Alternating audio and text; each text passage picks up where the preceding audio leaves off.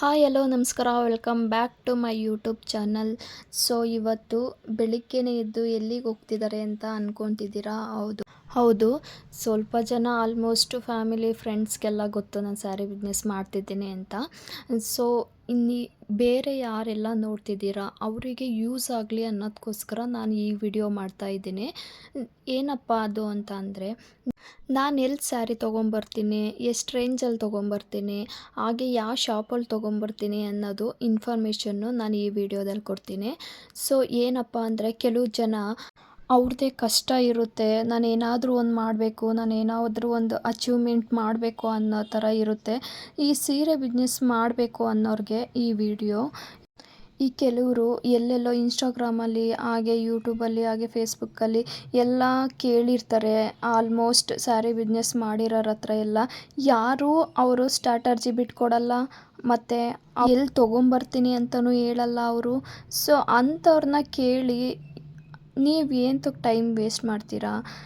ನೀವೊಬ್ರನ್ನ ಕೇಳಿದ್ದೀರಾ ಅಂತ ಅಂದರೆ ಅವ್ರು ಹೇಳಿರಲ್ಲ. ಎಲ್ಲ ಆಲ್ಮೋಸ್ಟ್ ಹೇಳೋದೇ ಒಂದು, ನಾನು ಚಿಕ್ಕಪೇಟೆಯಲ್ಲಿ ತೊಗೊಬಂದೆ ಅಂತ. ಎಂಥ ಮಣ್ಣೂ ಇಲ್ಲ, ಚಿಕ್ಕಪೇಟೆಯಲ್ಲಿ ತೊಗೊಂಬರ್ತಾರೆ, ಇಲ್ಲ ಅಂತ ಹೇಳಲ್ಲ.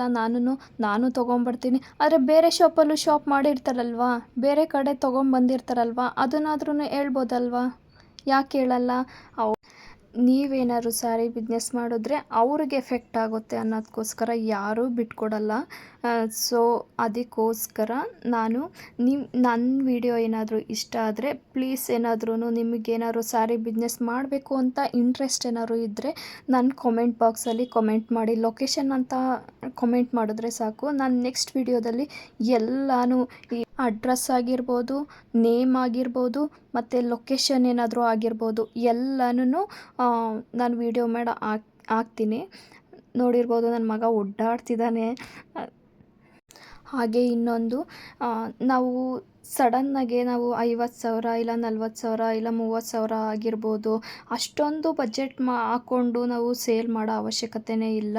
ನಿಮ್ಗೇನಾದ್ರೂ ಅಷ್ಟು ಬಜೆಟ್ ಇಲ್ಲ ಅಂದರೆ ಒಂದು 20,000 ಮಾರ್ಜಿನ್ ಇಟ್ಕೊಂಡು ನೀವು ಸ್ಯಾರಿ ತೊಗೊಂಡು ಬನ್ನಿ.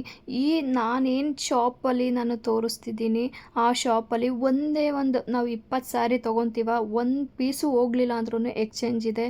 ಹಾಗೆ ನಮಗೆ ಇದೇ ಪೀಸ್ ಬೇಕು ಅಂದ್ರೂ ಇದ್ದರೆ ಖಂಡಿತವಾಗ್ಲೂ ಅದೇ ಪೀಸ್ ಕೊಡ್ತಾರೆ ಅವರು. ಆದರೆ ಚಿಕ್ಕಪೇಟೆಯಲ್ಲಿ ಆ ಥರ ಅಲ್ಲ. ಒಂದು ಶಾಪಲ್ಲಿ ಹೋಗ್ತೀವ, ಕ್ವಾಲಿಟಿ ಚೆನ್ನಾಗಿರುತ್ತೆ, ಬೆಟರು ಅದಂತೂ. ಹಾಗೆ ನಾವೇನಾದರೂ 20 ಸ್ಯಾರಿ ತೊಗೊಂಡೆ ಅಂತ ಅಂದರೆ ಅದರಲ್ಲಿ ಎಕ್ಸ್ಚೇಂಜ್ ಮಾಡೋಕ್ಕೆ ಇಲ್ಲ 2 ಮಂತ್ ಇರುತ್ತೆ, ಇಲ್ಲ 1.5 ತಿಂಗಳು ಇರುತ್ತೆ. ಅದರಲ್ಲಿ ಒಂದು 5 ಪೀಸ್ ಇಲ್ಲ 6 ಪೀಸ್ ಅಷ್ಟೇ ಎಕ್ಸ್ಚೇಂಜ್ ಮಾಡೋಕ್ಕಾಗೋದು ಚಿಕ್ಕಪೇಟೆಯಲ್ಲಿ.